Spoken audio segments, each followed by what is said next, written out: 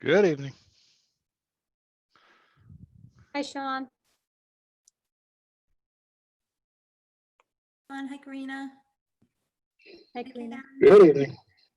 All right, John, it looks like it should be streaming Sean. live.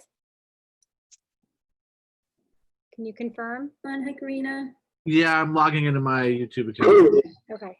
All right, John, it looks, Hi all, didn't want to interrupt them.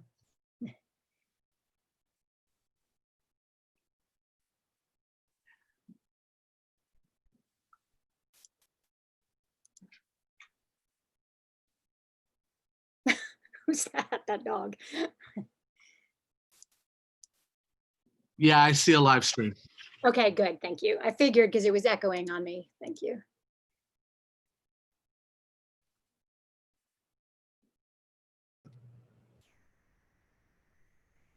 Hello, everyone. Hi, Margaret. Margaret, I just sent you a message. I'm not sure if you received it. Just wanted to.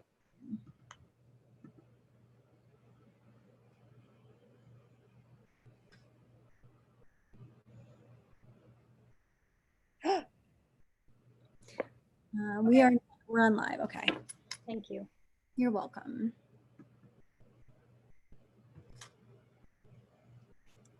Okay, we have about 1 more minute. Yep, we are live streaming now. We have about 1 minute until I call the meeting to order.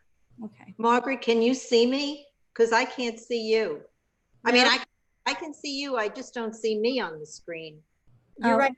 I don't see your image, Anne-Marie. I just hear your voice, but let me see if I can turn on your video for you. Okay. Oh, no, I Can you can't. see? There, now I see you. And you can hear me okay? Yep. Okay. All right, good. Thanks. All right. I think, let's see, I'm looking at board members. Is looking forward to attending classes in person for the first time since March. Who's that? All right. All right, I think we have everybody on. So I am going to, oh, almost everybody. Joe's coming in.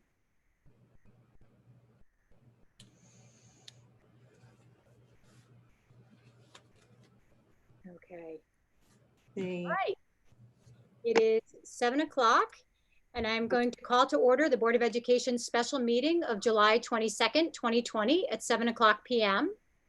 Welcome to our last virtual Board of Ed meeting of the full board on Zoom. We intend to have our full Board of Education meetings return in person in August, obviously under health guidance. Historically, the board has not met in July, but the circumstances this year warranted additional meetings, which were held remotely. But again, in August, we will be returning to in-person meetings when it's the full board. All right, to start, I'm going to do a roll call of Board of Education members. Please unmute yourself. Oops, sorry, gotta let Jonathan in. Please unmute yourself to acknowledge that you are on. Karina Drake. Here, Ms. Flogel. Here. Nora Gatos. Here. Kathleen Holst. Here. Rachel Ruggieri. Here. Sean McAvoy. Here. Ken Schoberg. Oh, he can't make it tonight. And Jonathan Steckler. Here. Okay. Just a reminder that this meeting is being recorded and will be posted on our website. Members of the public have the ability to watch this meeting through a live stream on our Board of Education website. Since this is a special meeting of the board, there is no public comment or reports in tonight's meeting. Okay, with that, we will move on to the first item on our agenda, which is a proposed tree planting memorial for a deceased employee. Just to set this for board members, under policy 1180, the board will not be taking action on this evening. The regulation that accompanies policy 1180 states that provision shall be made at 2 consecutive board meetings for reaction from the community, after which the board shall take action on the request. So I just wanted to set it up that we will not be taking action tonight, but we will be hearing regarding this proposed memorial. So with that, I believe that Anne-Marie will be sharing the request with us. Okay. Shall I begin? Yes, yes, and if you could just introduce yourself for the members of the board and other participants. Okay, my name is Anne Marie Safara-Baim. I'm a retired Ridgefield public school teacher. I taught at Scotland Elementary School. Hi, Karen. I know many of you. I used to also produce the Ridgefield Now We're Talking television show for the school system. And I was Ridgefield Teacher of the Year, and loved teaching in Ridgefield. It was just great. I live in the town. I love the town. And right now I'm still on the Cable Council working with Rudy Marconi. And I work also in the registrar's office occasionally. I'm doing some painting. So just retired and happy.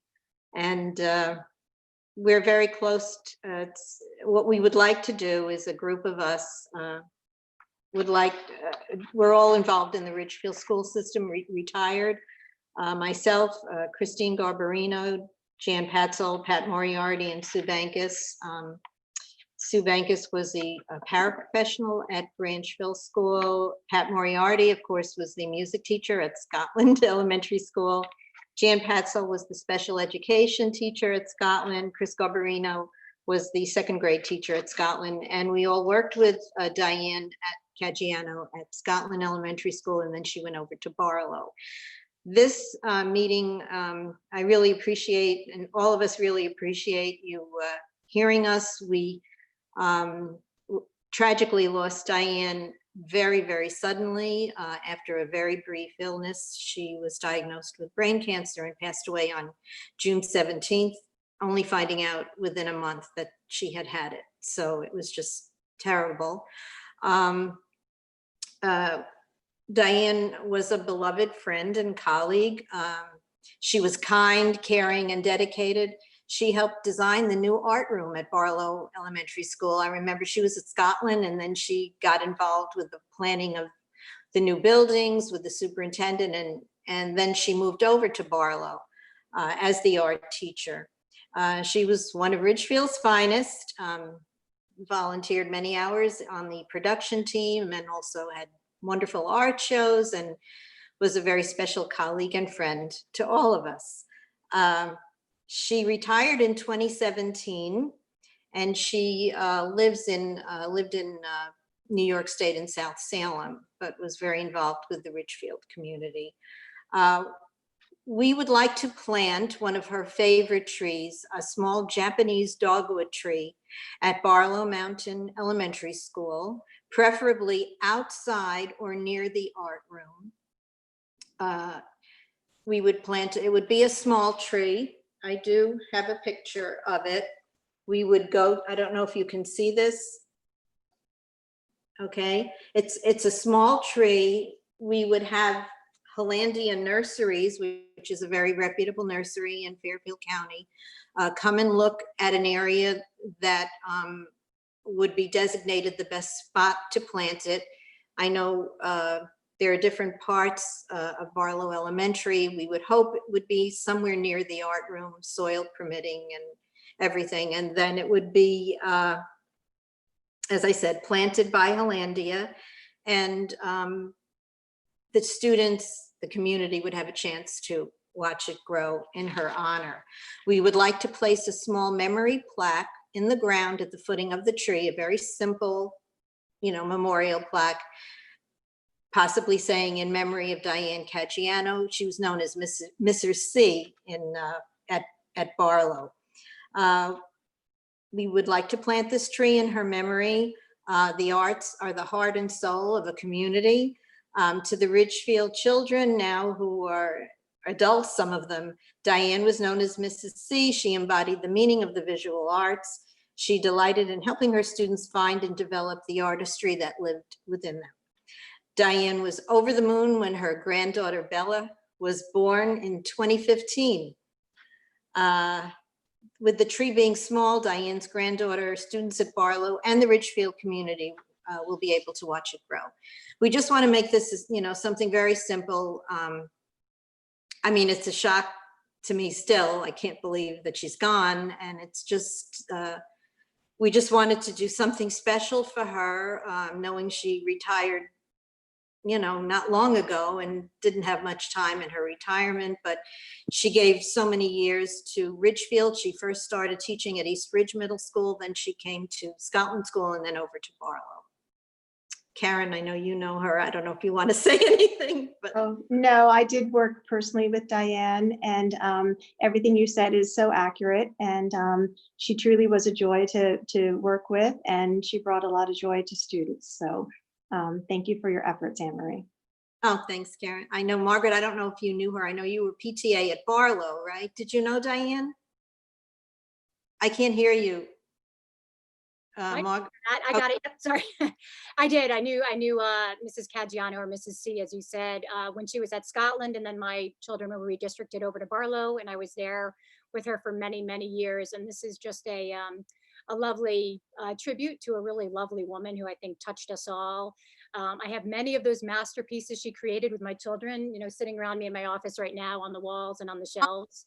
And I very fondly remember how she brightened the halls of Barlow with all the handprints and all the different types of art that went around the school, and really created a wonderful feeling when you walked in the doors. So I was very, very, very sad to hear of her passing. I was there at the promotion ceremony for Barlow in 2017 when she did retire. And she had the biggest smile on her face, and we were just hoping that she would have a wonderful next chapter of her life. And I'm sorry that that was cut short, but this is a very fitting way to be able to remember her. So thank you for your efforts. thank you. And it was also very sad because not even a year ago, July 30th, her husband Wayne passed away after an illness, brief illness too. And she was just starting to, come out and just get involved in different things. And this group, we call ourselves the birthday group. We, always would spend a lot of time together over the years and celebrate our birthdays. That was just a way of getting out, for dinner or a lunch. And it's just everything. It was just so sad, but I know everyone appreciates your kind words, Margaret and Karen. So I just hope we do have a tree actually picked out at Hollandia. Chris Garbarino went over there and looked at, the type of tree that we knew she wanted. She was actually hoping, to get one of those trees, and they have a small one that they actually are holding for us. And I didn't realize that we have to wait now. There'll be another meeting, so I guess there can't be any commitment now, but we were supposed to let Hollandia know tomorrow, actually, if, they could hold it for us at least. Yeah, So, and unfortunately, our policy requires that, that we speak in one meeting and then we take a vote at the next. So unfortunately, we're bound by that. okay. The one question I had, and I don't know if Dr. De Silva or Joe, if you could speak to this, because this is outside of the school building, which is typically a town part responsibility, do we need to talk to the town about the planting, or how does that? We can mention it out of courtesy to them, but they'll never have a problem with it. Okay. Yeah. Thank you. I don't know if any other board members have any questions or comments you'd like to. All right. Well, again, Anne-Marie, thank you so much for coming and joining us tonight. Thank you for remembering Mrs. C so fondly. And again, I apologize that we do have to wait until the next meeting for an actual vote, but we'll make sure that we get that done as quickly as we can. Well, we appreciate it, and it's good seeing you all. We miss Ridgefield. I miss teaching, but I'm still here in town. So, All right. Thank you. for the great job you do. Good luck. Have a great school year, all of you. Thank you. Thank you. Okay. Moving on to the next item on our agenda, which is the reopening plan. I also on this one just want to give a little bit of framework before we have our discussion. I'd like to clarify that the board is not taking action on the district's reopening plan per se. There are obviously policy and budgetary implications to the district's plan, regardless of whichever risk level scenario we find ourselves in. And the board will need to take action on both policy and budget in future meetings. But again, we do not take action on the actual plan itself. Before we begin, I just want to take a moment to thank Dr. De Silva, Dr. Elizabeth Hanaway, and Karen Dewing for all of your leadership over the past month in spearheading the process and the coordination of all of the efforts that led up to this district plan. I know it's required immense time, critical thinking, and active listening skills, as well as the ability to adjust to new information and requirements coming from the state and State Board of Education almost on a daily basis. Thank you also to the steering committee for the heavy lifting and very thoughtful, thorough approach to this multi-layered issue. And finally, thank you to the almost 100 community members who volunteered your time and thinking to the various components of the plan. Although a large group, we need the multiple perspectives and shared insights provided by each of these representatives, so thank you. And I know your work is not done, that the committees will continue to meet throughout the year. So as much as I'm looking back and saying thank you, I'm also thanking you in advance for the work that you'll continue to do over the next many months. With that, I'll hand it over to Dr. De Silva. Thank you, Ms. Tomatis. Just as a point of conversation, Ms. Tomatis, we will be setting our agendas for our reopening committee from this point on. So we'll send those agendas out along with having those meetings in public for those that would like to follow along. So I also want to start off by expressing my sincere gratitude. I know that Dr. Hanaway is going to share her screen, Margaret. To both Dr. Hanaway and Ms. Dewing and the reopening steering committee, Jill Katkosin, one sec. I lost part of my screen. Here we go. Jill Katkosin, Lisa Fries, Michael Yagid, and Joe Moritz.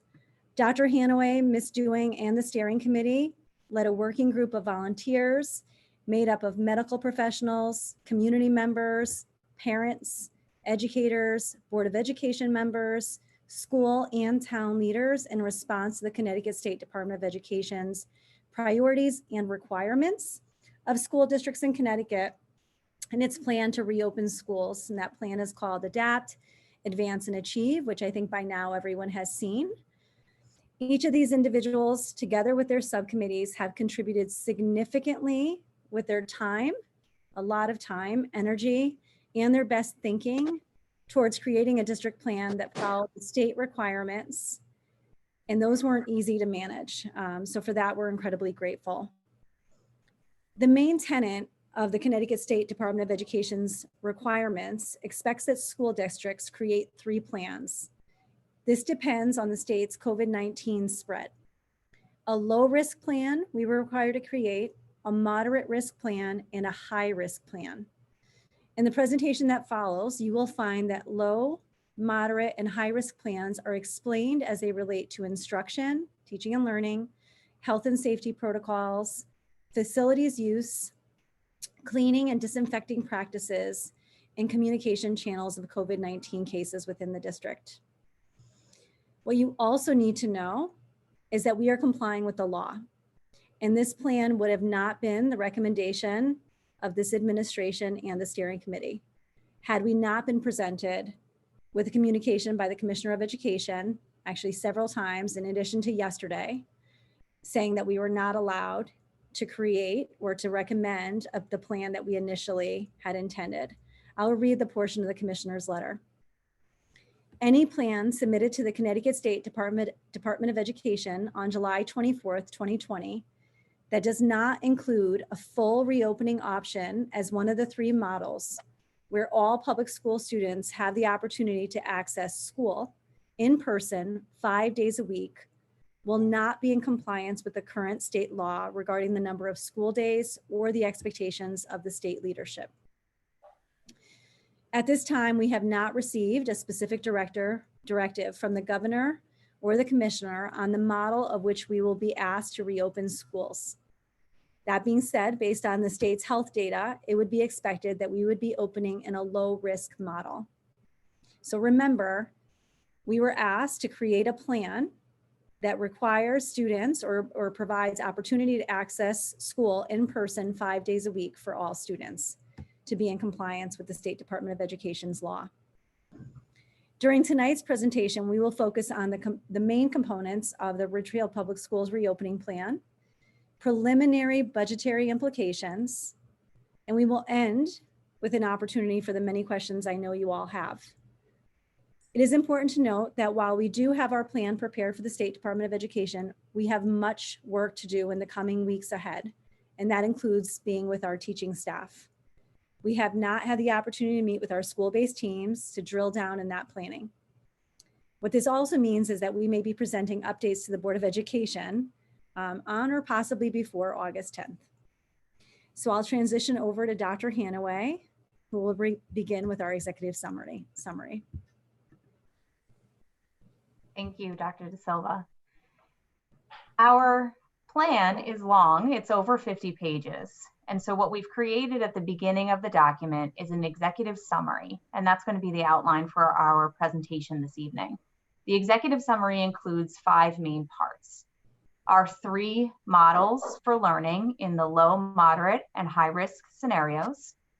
Our operations plans, including school schedule, transportation, and building use. Our health and safety protocols and procedures, our training that's planned for staff, students, and parents, and our communication plans.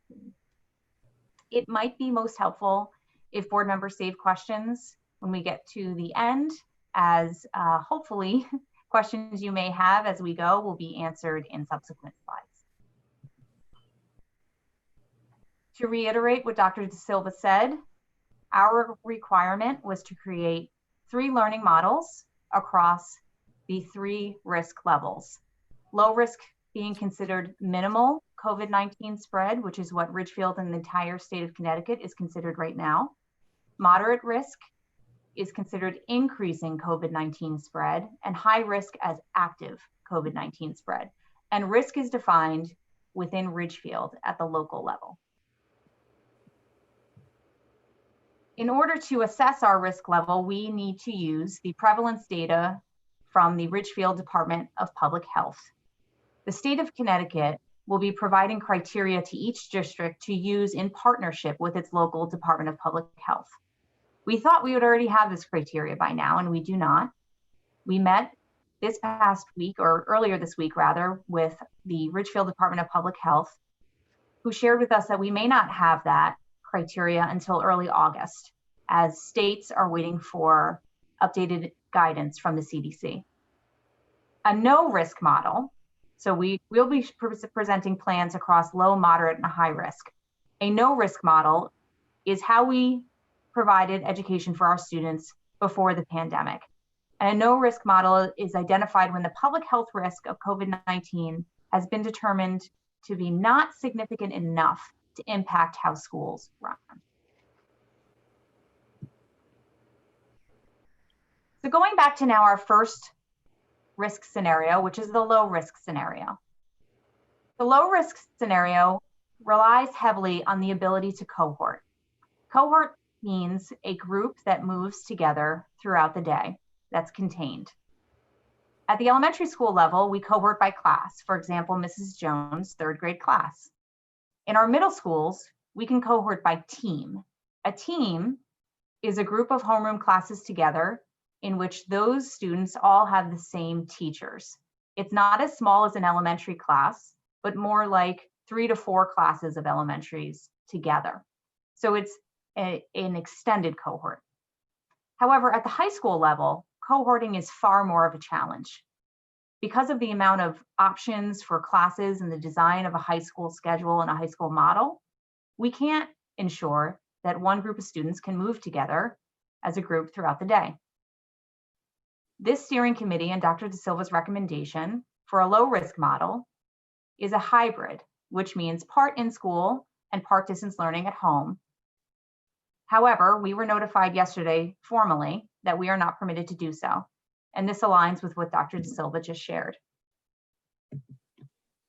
Yesterday, Dr. Cardona, and this is a summary of the quote that Dr. De Silva just shared, indicated that any plan that's submitted to the State Department of Education this Friday that does not include a full reopening option, which means students in school 5 days a week, will not be in compliance with the current state law requiring the number of days that are required for a school year. So while it is this steering committee's and superintendent's recommendation for the high school to function in a hybrid model in a low risk scenario because of the challenges with cohorting, we will not be permitted to do that. So with that said, allow me to describe what we will be doing in a low risk scenario. Bear with me as this is a busy slide, and I'm going to start all the way on our left.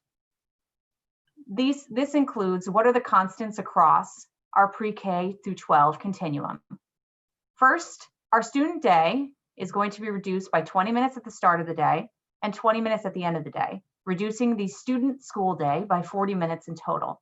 The reason for this is to ensure that there are adequate staff members available in order to get students immediately into classrooms to keep them from congregating in large spaces in large groups. We are going to cohort as much as is feasible, which I described as most accessible at the elementary level.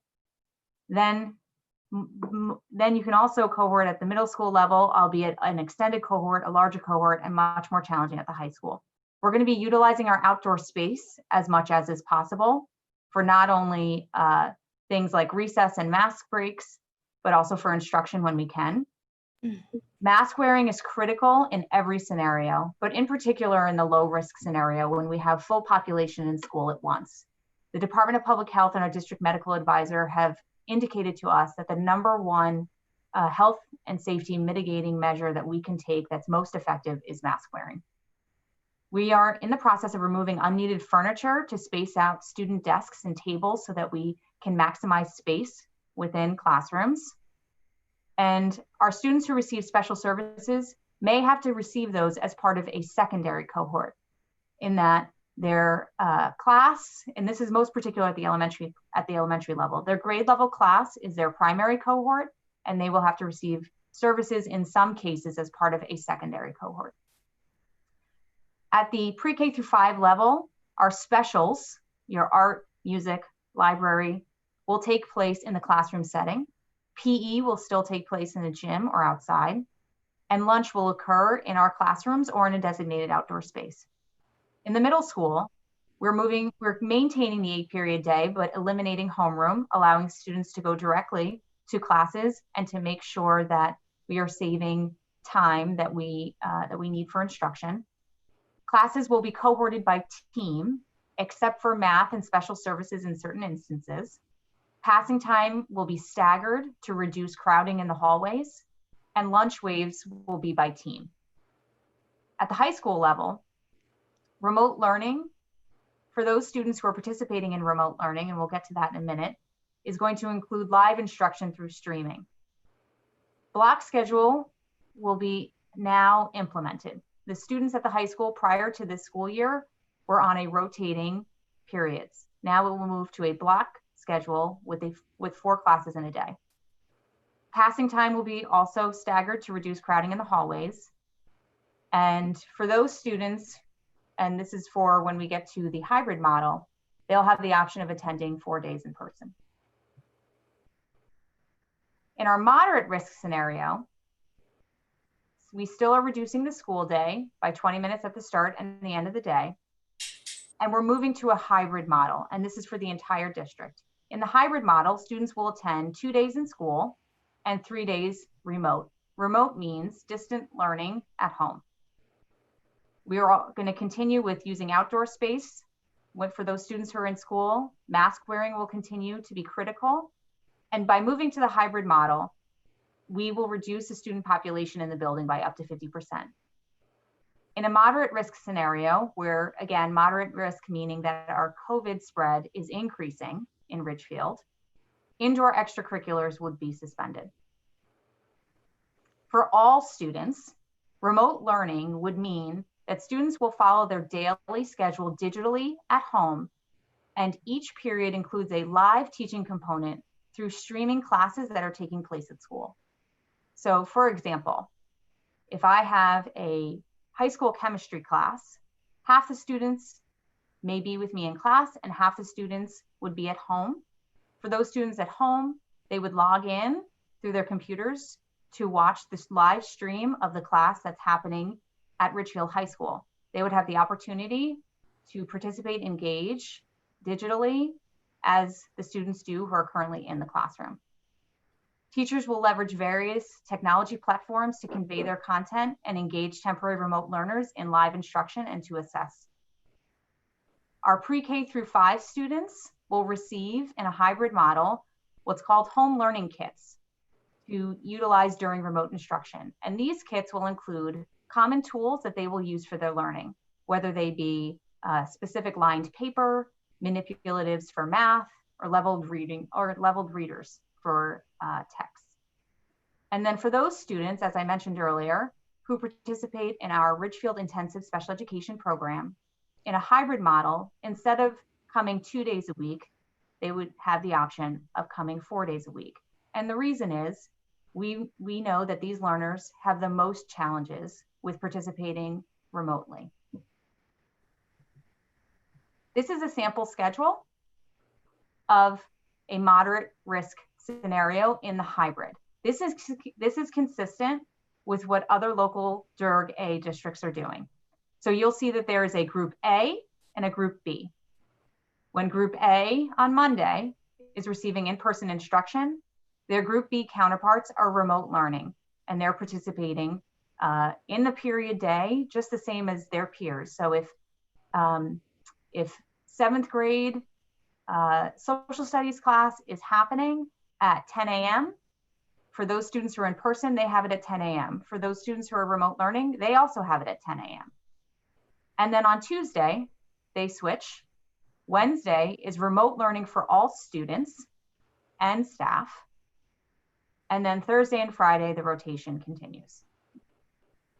And the reason for Wednesdays is to allow for deep cleaning to take place in the buildings. Now we move to a high risk scenario, and that's defined by active COVID spread within the community. And we are at a full 100% remote learning for all students. And this means that our school buildings are closed. Again, as with the hybrid model, our home learning kits would be distributed for our pre-K through 5 students.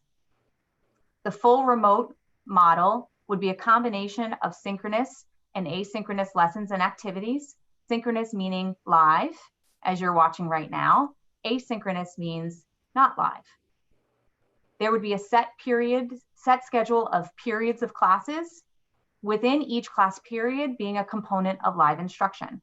So for example, if a math reading block lasts for 45 minutes in an elementary classroom, portion of that 45 minutes would be live instruction with the teacher through the computer.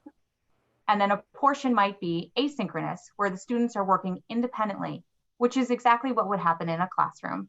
Every lesson includes a component of interactive teaching by the teacher, and then students have independent work time that may be on their own, or maybe doing a conference with a teacher, or maybe working with a small group.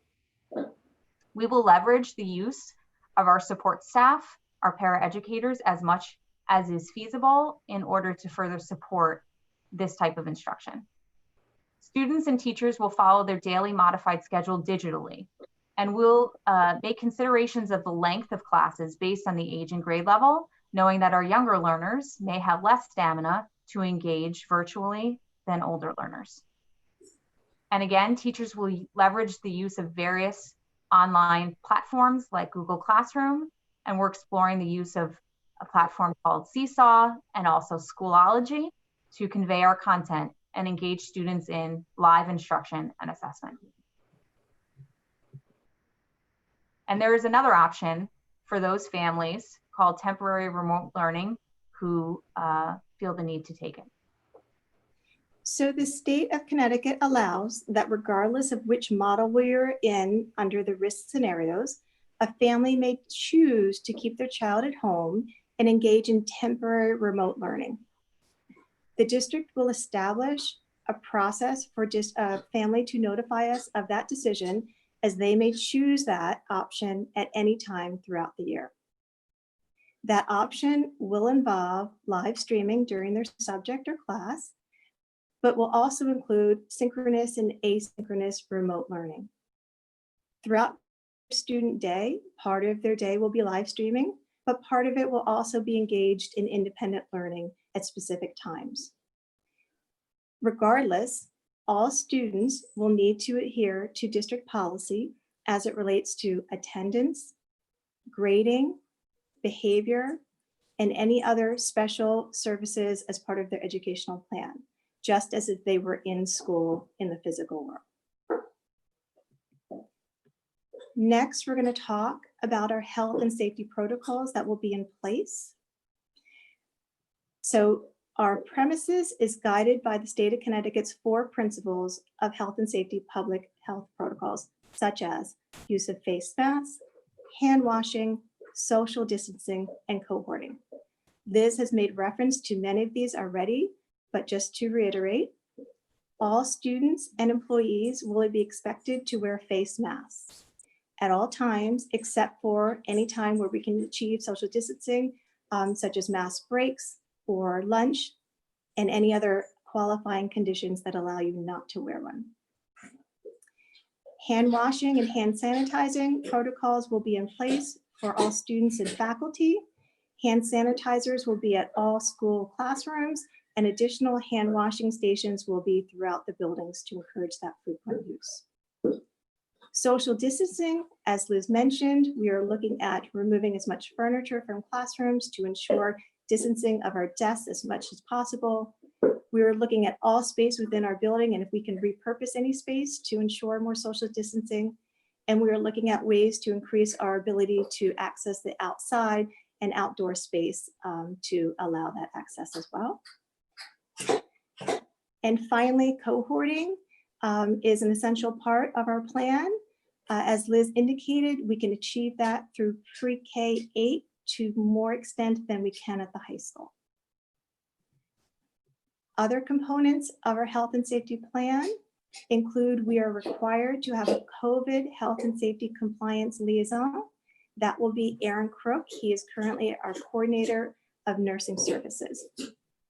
In addition, we have a detailed health monitoring and containment plan.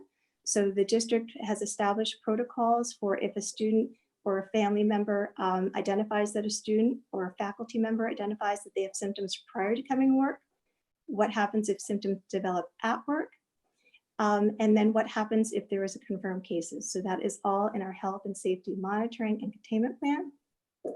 We are also encouraging a stay-at-home campaign. We do not want students or employees coming to work if they exhibit symptoms. So that would be part of our education and training throughout before the school year begins and then throughout the year. In addition, we will have deep cleaning protocols through the facilities and custodial maintenance staff. So those protocols will be in place to ensure as much cleaning as possible.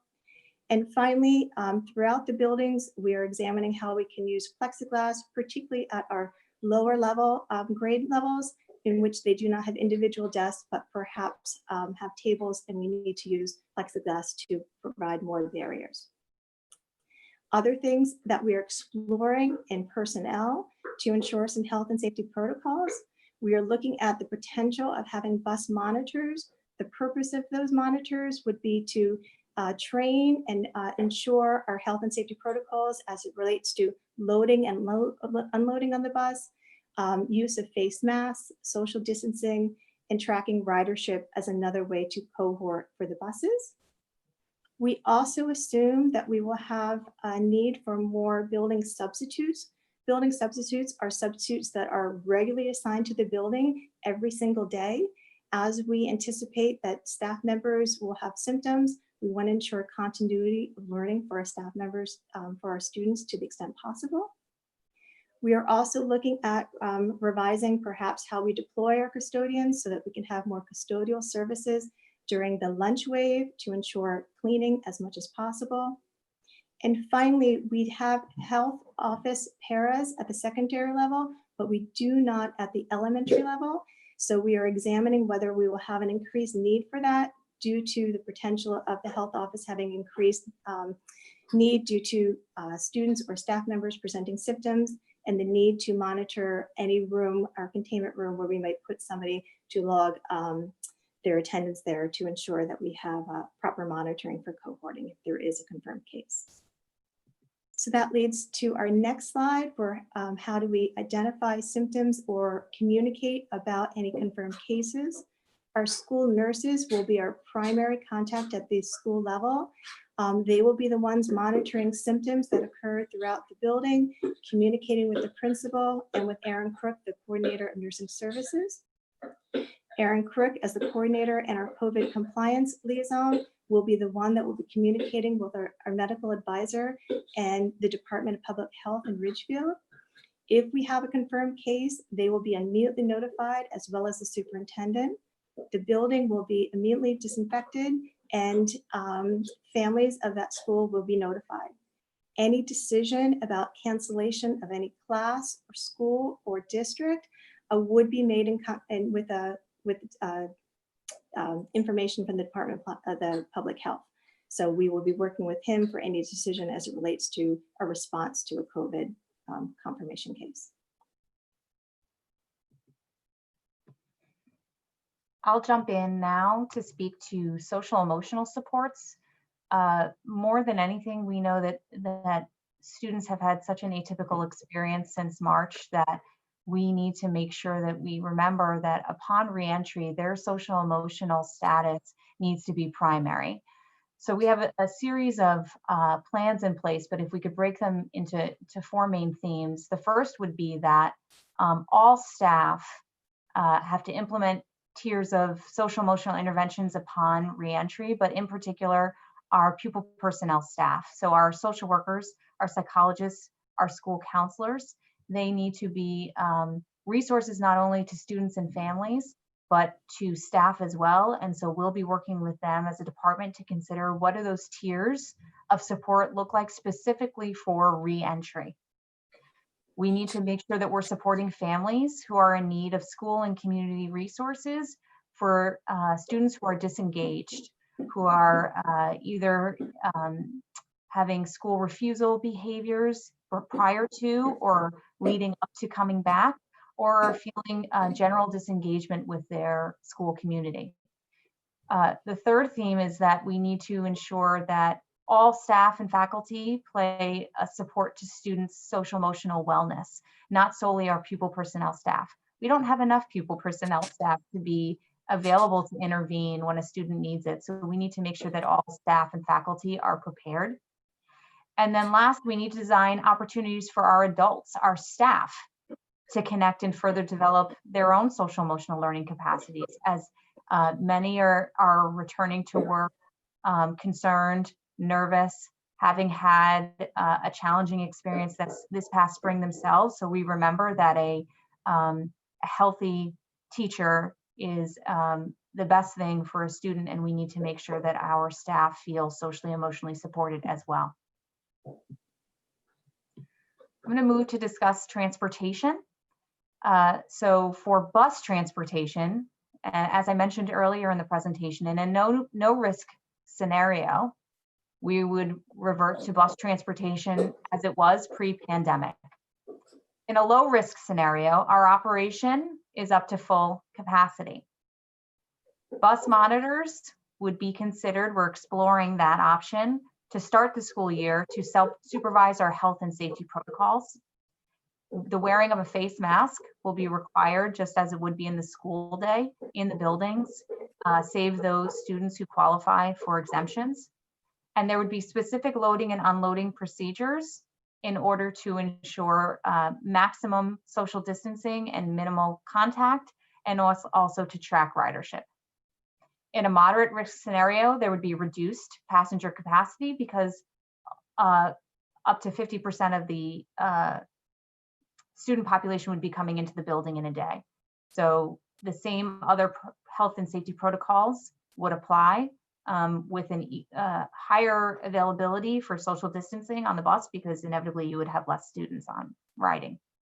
And in a high risk scenario, with the school buildings being closed, bus transportation would not be utilized. We are aware, as we've surveyed parents preliminarily, that many parents may opt not to take advantage of the bus as they would have pre-pandemic. And so parent transport would increase. In a low risk scenario, parent transport would include restrictions in place for drop off and pickup, including parents not being able to exit the vehicle, and we would have revised traffic patterns.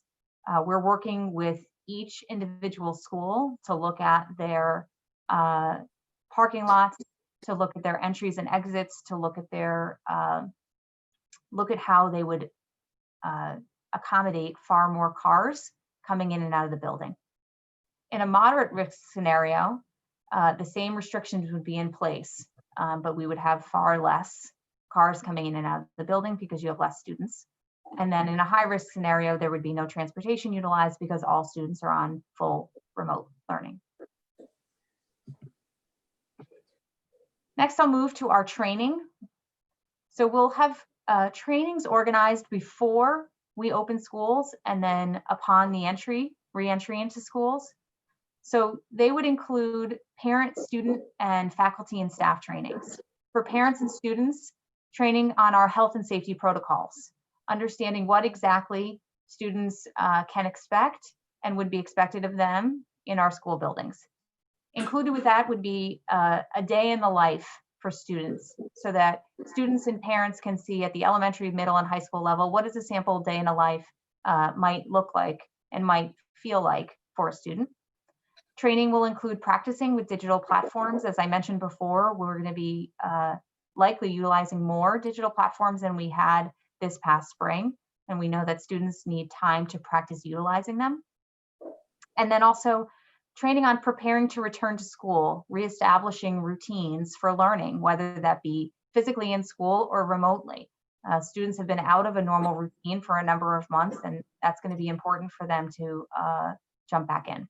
As far as faculty and staff goes, health and safety protocols are required as part of professional development. Included also will be mental wellness training, supports for student and staff, and also training on digital instruction, not only how to use, but how to teach using these tools.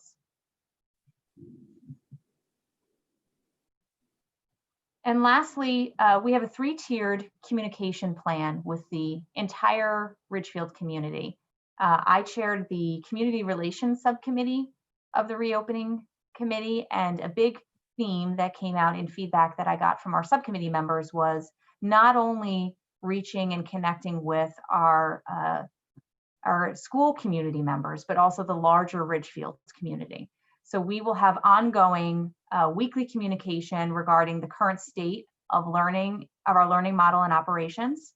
This is considered non-urgent communications and will come from not only the district, but at the school level. Then we'll have urgent developments communications. And this will include vital information that has to be shared. It will come specifically from the superintendent, and it will be clear and concise. And then we're also going to have a modality for stakeholder feedback as we go, soliciting input from parents, staff, and students, and utilizing this feedback to inform not only our instructional practices, but our operations. Dr. De Silva?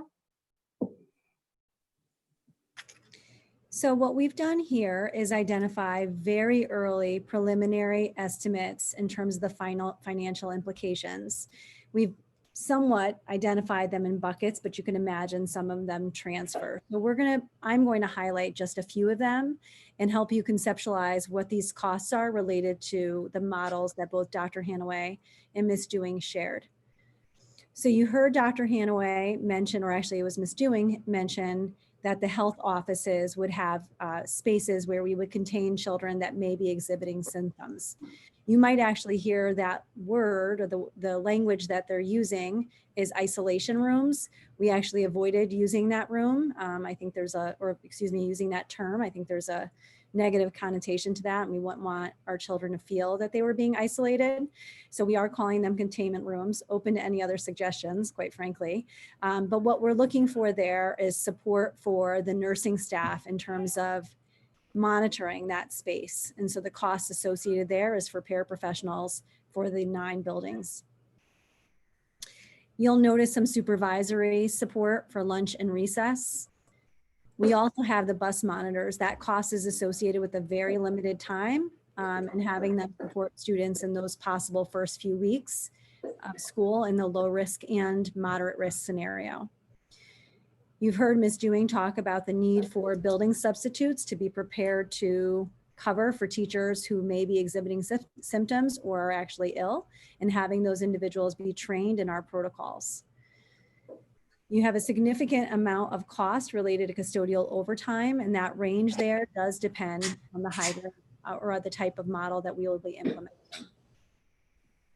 There's a cost associated with purchasing of Chromebooks. As you know, we were not a one-to-one district K-12 prior to the pandemic, and so we have some significantly older devices that need to be replaced.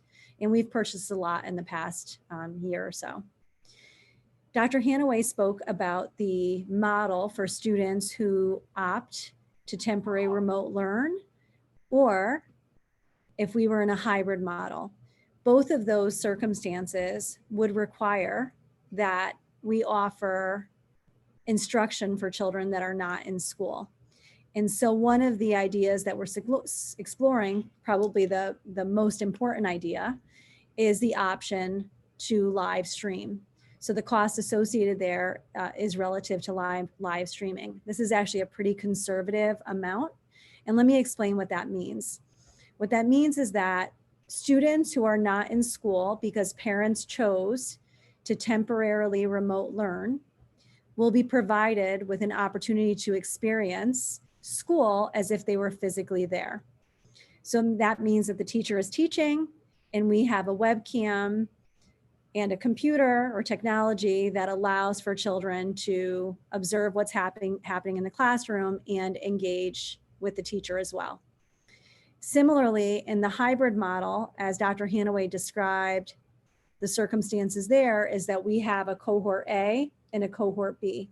So let's just say on a Monday, the cohort A is actually receiving live instruction from the teacher, where cohort B is home, again, engaged in that same class, following that same schedule, but in their own homes in that remote environment. So the live streaming allows for that opportunity for our children. The reason that that's important is while we will be recommending that when parents elect to temporary remote learn, that they do that for a period of time and not come back and forth, it still does indicate to us that children need to be able to transition back into a physical school experience with greatest ease. And similarly, for those children that are receiving the physical experience and parents opt for the remote experience temporarily for whatever the reason, that they are able to transition back and forth without a loss of instruction. We are looking at digital remote learning platforms. You heard Dr. Hanaway speak of Schoology. Some people call it Schoology, and Seesaw, which is a K-2 platform, allowing for far greater independence than we've had this past spring with live teaching.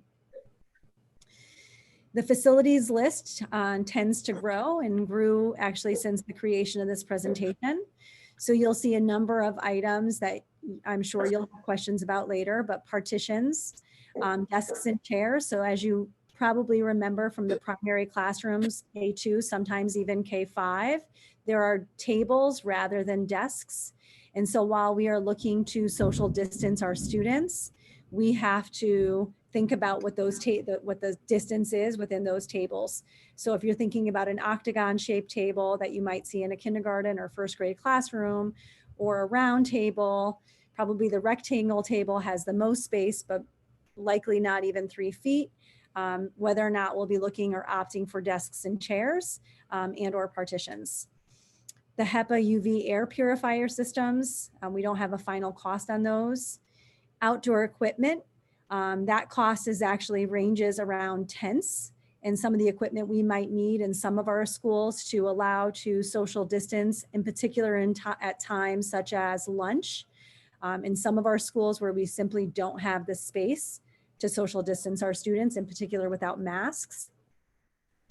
The cost of PPE equipment, while we will encourage families and staff to bring in their own PPE equipment if they have it, i.e. masks, just to give this board a sense of the cost or the number of masks we actually would need, just thinking about masks alone. We would need, I think, about 27,000 masks, wait a minute, no, 100,000 masks to get us through the first 27 days of school. If everyone was to use one mask per day. And for those of you who have experienced the masks, I know that I probably use one mask every time I leave because I tend to break them or they clip on my glasses. Training materials, and that means signage, and that's actually a pretty low cost in terms of signage for our buildings. Storage containers, you heard Ms. Dewing speak about the revisiting our classroom spaces in terms of furniture. So that means chairs, bookshelves, things like that, that we've obviously welcomed into our classrooms before will now need to be stored. Washing stations. And so these are just some of the costs that are associated to the work that we've done so far. We anticipate that this list will shift and ebb and flow. Based on what we know so far, the most costly scenario for the district is likely to be the low risk scenario. And the reason that is because the requirements to social distance, for example, the desks and chairs. If we had 50% of our population in school, we wouldn't necessarily need to purchase desks or chairs or the number of partitions. And similarly with the supervisory staff, we probably wouldn't need as many. And so those are just some of the costs that we're anticipating needing for the start of school. Unfortunately, at this time, we don't know when we're actually going to receive a decision from the governor on which model we'll be expected to implement. So therefore, we will need to plan for the low risk model. And so that work is now beginning. There's some of these costs that we have not drilled down. Is there a cheaper tent? Is there a better tent? Is the tent safe? Those types of questions we just haven't been able to navigate quite yet. And a lot of that detail will be in the coming weeks, and we'll be working as quickly and as diligently as we can. And so I think that wraps it up. Just a couple of things for the public that's listening. I know that Dr. Hanaway mentioned the 50-page document that should be available on our website by now. Hopefully you've received it. If you haven't, I'm sure that it will be there shortly. It is far more comprehensive than the executive summary that we've just offered. But we will also be, with the support of Dr. DeSantis, who's on the line today, is on the Zoom tonight, is creating a website with Dr. DeSantis and Dr. Villanueva that should be user-friendly for parents to navigate when they have specific questions about a particular area. So now, again, just a huge thanks to the reopening committee, all of the members who volunteered their time. Their insights were completely invaluable. Their ideas, we've received a lot of feedback from families straight to the reopening email, and we encourage families to continue to reach out with any thoughts that they may be helpful. Folks have sent out, PPE sites and things like that that they, asked us to explore in terms of costs. So all of that has been helpful, and we're getting to as much of it as we possibly can. Again, open to all questions that you may have.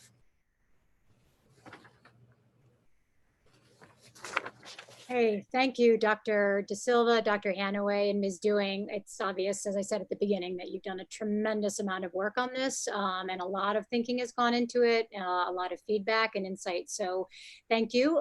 Very, very thorough, but I'm sure that board members have questions or thoughts that they'd like to share. Do I have someone who'd like to go first? You can raise your hand. Okay, Mr. McAvoy. Dr. Silva, just digging into the technology side of this, because that's where my brain goes first. I get the one-to-one thing. I get why we're doing it, but we're in exceptional times. So we thought of opening this up to more of a BYOD. There are parents with means that have better devices than frankly our district can provide.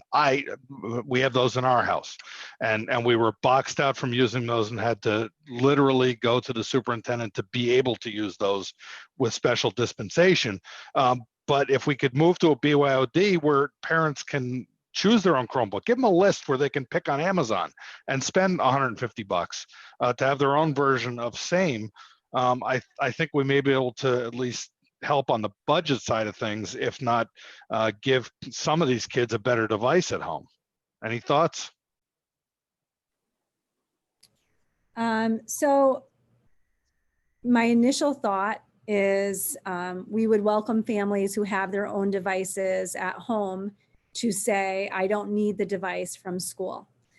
So that's my initial thought, and no different, Sean, if I may say, around PPE, right? So we would encourage those that prefer their own mask or have a covering that their child prefers. There's lots of different ones out there, and or staff to do that to at least shift some of the costs from the district.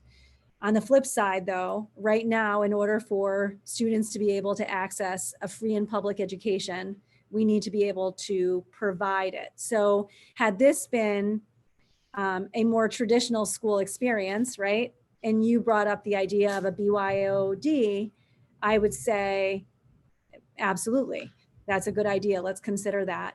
But given right now the circumstances, in order for children to be able to access their education, we at minimum have to be prepared to provide it. If we have families that, and I have to tell you, the cost of the Chromebooks is not to be able to purchase every student at this point a brand new Chromebook, but it is to have enough in our cadre to replace the older devices if we need to replace the older devices, and certainly for some of the ones that are in disrepair. So I guess the short answer to that question, Sean, is we certainly can, if this board thinks that that's a wise decision, we can certainly encourage families to not select the school device if they have a device at home, but we need to be prepared to offer them a device as well. Yeah, I think it's as simple as, a form like we have to probably do with buses. Are you getting on a bus or not? Can you provide, technology? Do you not need a Chromebook going forward? Everything we're accessing happens via Chromebook, which means it's just a plain browser. Everybody has access to that if they have a computer at home that's functional. My kid's got a bigger monitor than the Chromebook offers. It's a better experience for her. Your mileage may vary, but I think we can offset some of these costs if we allow parents to bring their own technology forward. Yes, it's actually, you brought up the buses. It's in some ways quite similar to that, is that we do have the ability to serve and have surveyed parents to ask whether or not they would be electing to send their child or take advantage of having their child engage in the school bus or participate in the school bus. Whether they say yes or no, actually, though, it doesn't change our requirement in Understood. Us. So I agree, Sean, and I think that that's something that our committee can consider. But we would need to be prepared. And given what happened this spring where you couldn't find devices and they were taking a long time to receive, we just need to be sure that we're not in that position. Great, but if you won't be in that position, if you allow those that have devices at home to turn theirs in, you'll have a surplus. I can almost guarantee that. And I think that's something we should look at. And that way you can retire some of the older devices and not worry about it and move towards a BYOD posture going forward. Okay, so noted. Thanks, Sean.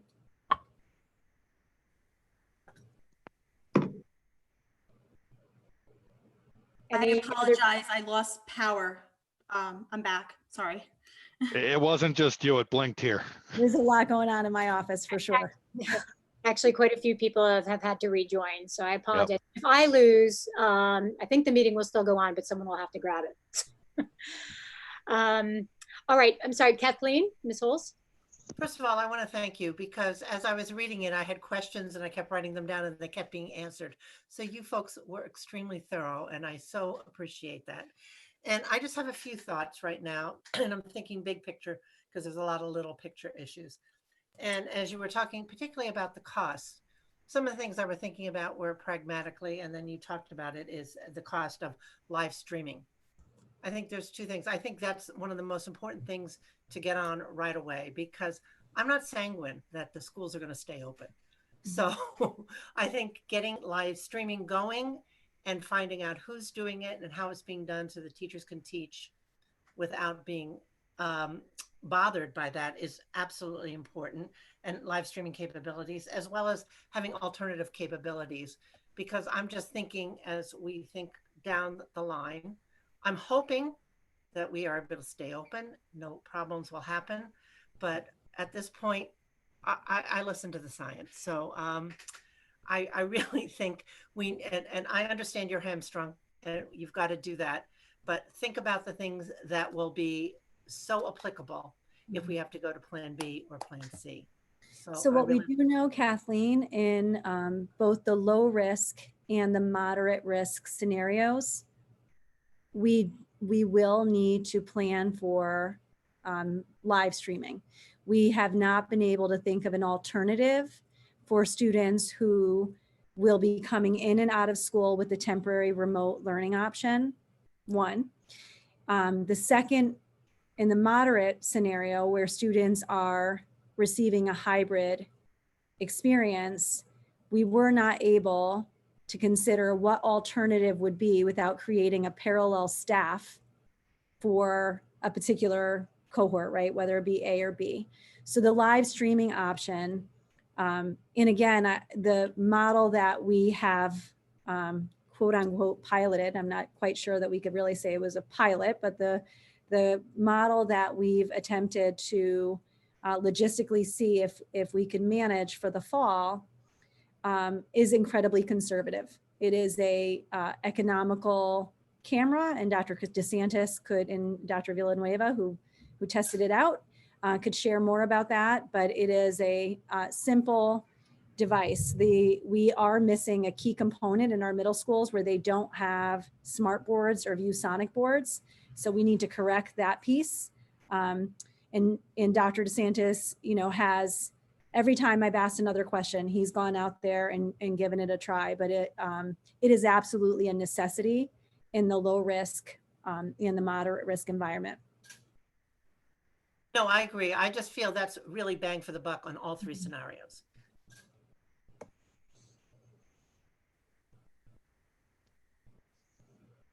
Mr. McAvoy, your hand?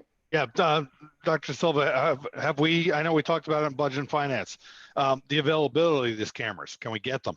I'm going to turn that right over to Dr. DeSantis, who's been working with Dave Modzelewski and trying to research where we can find them and where we can get them fast enough.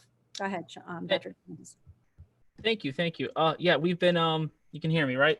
Okay, Yep. Good. Yeah, we've been working really hard getting these high quality Logitech 900 series cameras. They have a directional microphone on them with a tripod that's movable throughout the classroom. They also have a built-in white noise filter. So a lot of our rooms have very loud air conditioners. This wipes that out. So the students just hear the teacher incredibly clearly. And Dr. De Silva just said earlier that we're entering stuff into the middle schools where we can have these really nice digital whiteboards. The question is, can we get them? We think we can. I believe we were able to get these orders in soon enough before a lot of the other districts are ordering from the same vendors. So we were kind of first on the list, fingers crossed. So I'm hoping to get these in hopefully the next 2 weeks. We are ordering over about 500 of them, which is about 460 learning spaces in the district with 40 extras for whenever we need them. The nice thing is we're also ordering close to 150 of these smart touch devices to basically cover all of the middle schools and then go into any learning spaces that need replacement or updating in the K through 5 and at the high school level, which will also help for distance learning. We've also are putting in protocols in place with teachers to make sure that these are not recorded. So there won't be recorded. And we're also going to be giving teachers PD on how to properly utilize the camera in the classroom and also come up with solutions to have, if let's say we're in a hybrid model or there's a large amount of students that are at distance learning while we're in the low risk model, they can interact with each other through Google Meets, which means we're also looking into increasing the bandwidth at the schools so we can have enough upstream so all the teachers and all the students can be interacting with each other without any issue. The nice thing is our current infrastructure at the schools can handle it, but we might need to upgrade our service, which will incur more cost. Well, just for reference, I'm on a Logitech C930E here. It took me almost 100 days to get it. So yes, this is it. Yeah. Yep. That looks really familiar. It's right here in front of me. Yeah, but it took me over 3 months to get a hold of quantity one. So I hope we can get 500 of them. That'd be awesome, but I'm not optimistic right now. Liz Flugel, I see your hand raised. Thank you, Margaret. So I just have a question. I read through the document that you sent, and I apologize, I may have missed it, but have you addressed mask wearing during PE? Obviously, there are kids who need to breathe more effectively when they're exercising. We've had 2 deaths in China of children already wearing masks during heated PE exercises. And it's clearly, you know, the science can be argued that it's healthy to wear a mask while one is exerting oneself. But can you address mask wearing in PE for us at all the grade levels? Yes, there will be no, mask wearing will not be mandated during PE. Thank Ms. you. Vogel, there's 2 times in the day, in the school day, that's absolutely students will not be using their mask. That's at lunch and that's at PE. In addition to that, at each level, they will be scheduling mask breaks with our students. So obviously our younger children will likely need more mask breaks, but those will be scheduled. And of course, even if they're outside, the students have to be socially distanced, but will have the opportunity to take off their mask. Great, thank you. Other board, Mr. Steckler? Yeah, I have a question on the low risk model. With cohorting so important in the low risk model, it seems to be pretty clearly taken care of in the elementary level and much more difficult at the high school level. In the middle school level, you've got classes cohorted by team except for in math and special services. Is that a budgetary issue or a personnel issue or some other? Why can't the cohorts carry through in math and special services in middle school? So I'll let Lisa speak to that, but it's essentially a differentiation issue. So Lisa, do you want to speak to that? Yeah, so Jonathan, at the middle school level, we level our math classes. So in some instances, we have a small number of students in a certain level of a class. So in that case, we cross team. So as we talked about at the elementary level, some students are going to have a main cohort. And then if you think of it in terms of a bullseye, maybe another level of a cohort. And the purpose of cohorting is to be able to contact trace. So we would know who those students are so that we could, you know, institute quick and efficient contact tracing in the case that we had an outbreak. So it would require additional personnel if you wanted to run math classes and some specific special services classes by team to maintain that pure cohort. So it would be a budgetary constraint at that point. It would have a budgetary impact, and I would say that currently my staff wouldn't be able to fulfill those extra classes, so it would require hiring people for 0.2s and 0.4s, which you know, historically is very difficult to do. Thank you. Ms. Drake, I think I saw you raise your hand earlier. Yeah, I have a few questions. One is, I know that it's been posted and I've seen, Dr. De Silva, do we have a rationale for why when you applied for or we applied for the waiver, it was denied? So there was no waiver with the State Department of Education. And in fact, our plans were not expected to be approved. We had to submit our plan. That said, prior to our actual first draft of the plan, I did share our concerns with the State Department of Education and asked very specifically if we would be allowed to create a hybrid, in particular at the high school, although middle school was also a concern, not as significant as the high school, but also a concern, and asked if we would be able to hybrid at the high school, of which they responded no. So then I asked it a different way, and they still said no. But then when I learned that our plan didn't actually need to be approved, we created a plan that did have the high school as a hybrid. We did that not because we like to break rules, but rather because we do believe that that would serve our students the best. And based on what the State Department of Ed was expecting us to do, we could not put in all of the mitigating measures at the high school as required. So as a result, we created a plan that included a hybrid at the high school. That actually was expected to be submitted for the public viewing tonight. And then yesterday, just about 2 o'clock, the State Department released a letter with the language that both Dr. Hanaway and I shared initially in our presentation, indicating that any plan that did not include the option of all students coming to school all day for 5 days would be out of compliance with state law and the mandates of the State Department of Education. And so as a result of that, we made the shift. But I did believe that it was important that the Board of Education and the public heard what our concerns were and understand why our recommendation did need to shift. My other question was, we don't have the criteria from our local health officials. Do we have an email that we can provide families or who that person is? Because what's going to happen is we're going to get questions that are not necessarily in our purview. Is that something that you've thought about? Dr. Hanaway, did you want to speak to that? You look like Sure. And I want to make sure I understand the question correctly. An email for the Richfield Department of Public Health? There's going to be questions that would be the local, I believe it was Mr. Briggs before? Ed Briggs is the okay. Yep. And the that's Director of Public Health. Okay, so there's criteria and data for our risk level.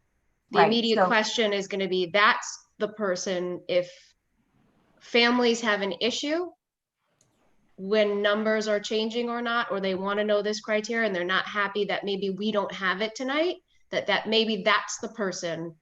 Not that I'm saying that they should be complaining to. It's not you've done great work. It's not your fault you don't have that information. Thank you for the question. So yes, Ed Briggs is the Director of Public Health in Richfield. He maintains that data regarding COVID cases in town. And so just to go back a second, what he's waiting for is the state of Connecticut, and what the state of Connecticut is waiting for is updated guidance from the CDC. And what we would do is report to Ed information that we have, and then he collates that. So if parents are interested in understanding what our current rates are, and I believe he reports them every week through the town updates, but he has that information, and when that criteria is shared, it will go first, I believe, to the Department of Public Health. So yes, parents can contact Ed Briggs of the Department of Public Health with those questions. Ms. Drake, one of the pieces that I think you may also be inferring, I'm not 100% sure, is if parents were concerned that we were not able to implement a hybrid model in the low risk level, that right now is not at the discretion of Mr. Briggs, but rather that was the directive from the State Department of Education and Dr. Cardona. I anticipate questions about maybe how is this going to be tested for and things like that aren't really something that we as a board can answer or that the administration will be able to answer. So I wanted to just provide in our public meeting that information so people would know that that information is there and they should, direct questions there. My other question I had was about in the spring, there were privacy concerns that prevented, live instruction. That's not a barrier now for the fall? So under what we have been working through with legal counsel is that in particular for all students, but also for students with who are identified in different populations to ensure that we're not violating anyone's confidentiality. So I think one of the big pieces is nothing is going to be recorded. And so we're not, we're not creating a student record through those recordings. And so that's an important piece. Classrooms are, they're inside the school building. And so what we're not necessarily concerned about the live streaming piece and the privacy of that space. And if we're in a full remote learning scenario and we have a clear schedule of periods and, clear structure to the day, so long as, we're not recording and there's no maintenance of that recording, what we're being told legally is that we should be okay privacy wise. And that's, you know, that's with an understanding that on the other hand, on the other side, our partners, our students and parents are also not recording, but that's not necessarily our privacy violation. That would be a privacy violation on the other side. And I just had one other question about calculating the instructional hours in the 3 different models. Will there be any changes? Because I know that high school was logging on later when it was virtual. I know we're talking about a 20-minute later, but is there a possibility, should we be in that scenario, that would happen? So I'll speak to that because Dr. Hanaway and I have spent countless hours talking about hours.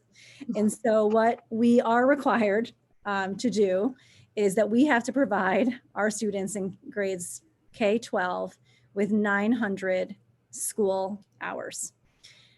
So what that means is we have to, and we submit those hours to the state every year. And so that's in content hours, instructional hours.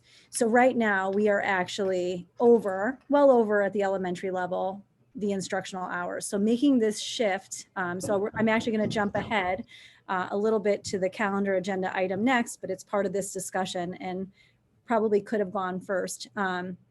So in calculating the hours of the school day, we had to make a few shifts. So first of all, we had to consider the amount of transition time. And so we're reducing the amount of transition time in the low risk and the moderate risk environment.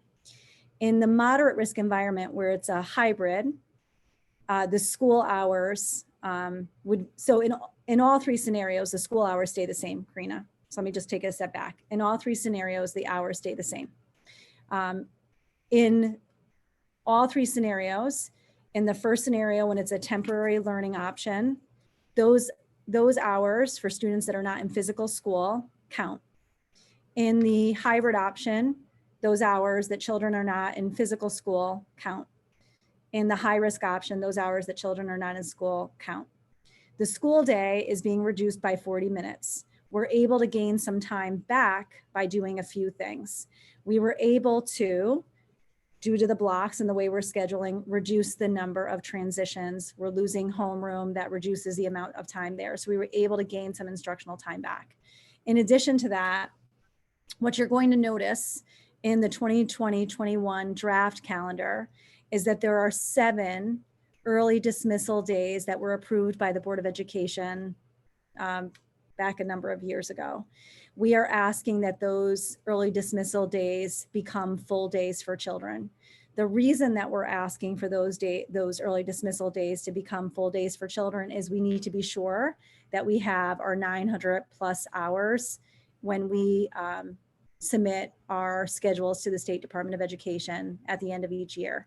By doing that, we have confidence that we'll meet our 900 hours, even with the reduction of the 20 minutes in the morning and the 20 minutes in the afternoon. The State Department has allowed school districts, they have actually waived, excuse me, the 180-day rule for schools in allowing schools to have 177 days.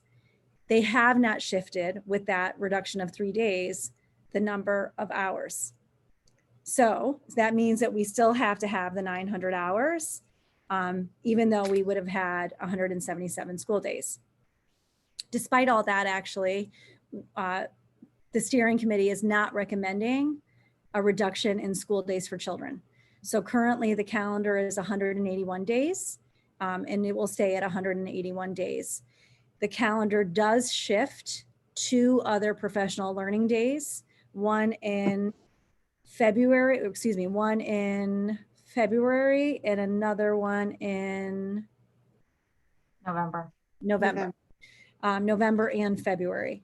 And the reason those 2 days are shifted is we've asked our teachers, we will be asking our teachers to come in 2 days even earlier than when they were anticipating coming in to front load the professional learning that they need to receive, as well as preparing their classrooms, their spaces for the shift in the low risk or the moderate risk scenario. So that's what you'll see a little bit later. Long way again to get to the answer to your question, but it took us a long time to get to those 900 hours. So I felt like I deserved that time a little bit. No, that's great. If there was a document or something for us to see how you came to the numbers and the time that you could share, just to be fully transparent for everyone to see and understand what you just explained, that would be really helpful. So sure. So Karina, I think when our both our middle school and our high schools are done calculating their blocks and all of those pieces and making sure everything is there, we will. Thank you. No problem. I just want to make sure every board member gets a chance first, and then we'll be back around. Nora, did you have any questions? Yes, I'm sitting in the dark. Nora, I think the connection is really bad. I don't know if you want to try logging back in. So I hope I can last. I did have a couple of questions and a few comments as well. Can you hear me okay? Yeah, Nora, we missed the first part of what you said or what you asked maybe. Okay.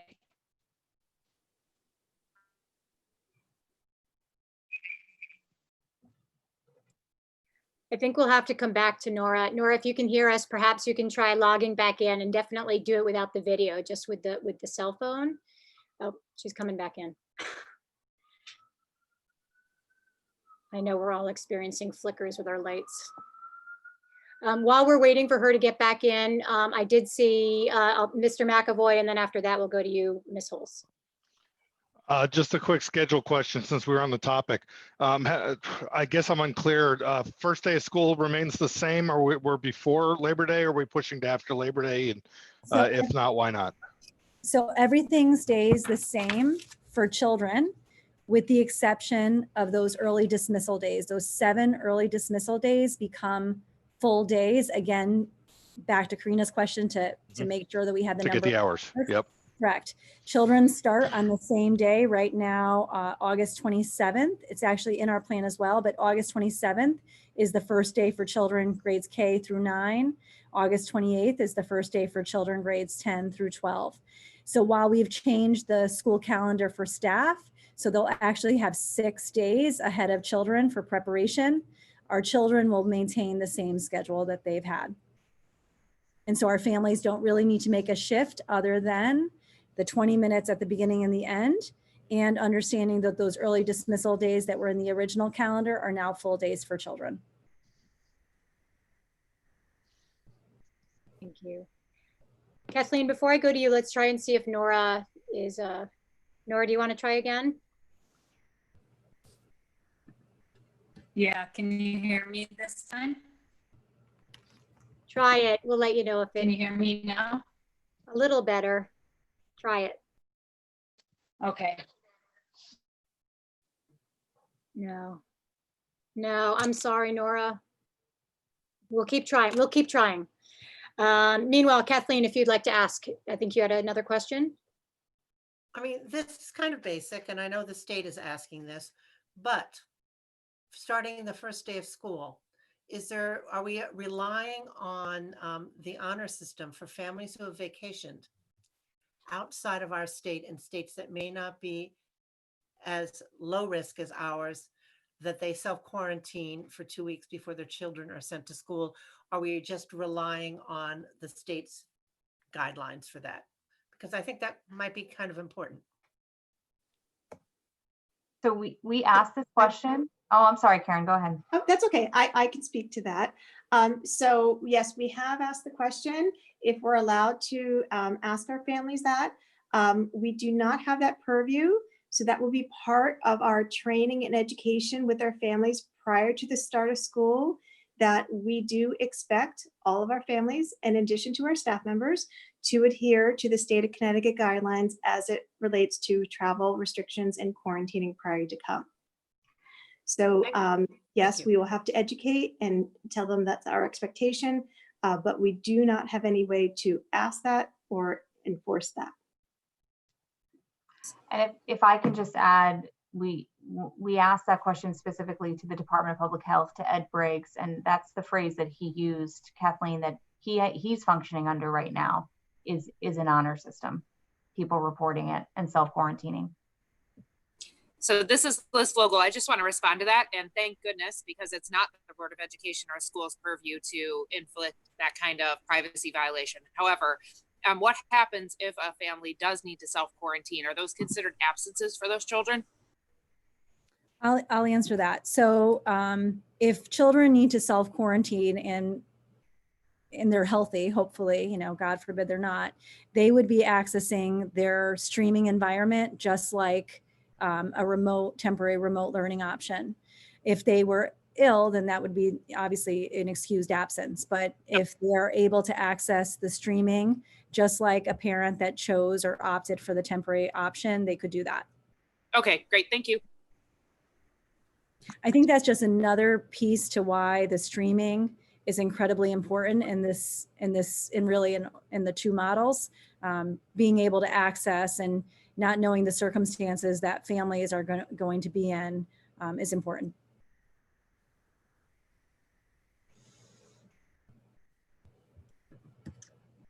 Other board member questions? Nora, do you want to try one more? Oh, and then we'll go back to you, Sean. Yeah, I'm gonna try one more time. Can you hear me? No, not very well. You can hear me. I'm sorry. Okay, Sean, we'll go back to you. All right, away from schedules, back to pragmatic on the ground stuff. I heard the use of tents for outdoor learning, which I love the idea of getting the kids outside. I know when I was a kid, I loved having classes outside. On the emergency management side, my team is all preparing for hurricane season, which we have just entered. Tents and hurricanes don't mix terribly well. What's our thoughts? Agreed. Similarly to heavy rain and snow. And so we have to have a plan B and a plan C with most of these scenarios, Sean. And so while we're looking at options of outdoor seating because of staff and supervision, if we needed to bring children in and space them differently, then we would have to look towards staff to support us in some capacity or think of another strategy. And tents aren't a perfect solution, to be honest. Tents are a nice option to have when the weather allows for it, but we'll be looking at a plan C and D. We have explored, tents means lots of different things. And the capacity of the tents means many different things. There have been many interesting, wild ideas being thrown out between greenhouses and yurts and everything under the sun that are not going to fly. But yeah, I mean, I think what we're looking at is something that's portable as well, because, you could have a part of ground that rained the night before and the tent's not going to stand on it and needs to be able to move to a different part that is more stable. So we're trying to consider all factors, knowing that we can't rely on it because of the weather. And Sean, I'll just add that purchasing a tent right now is, I think, similar to purchasing a web camera.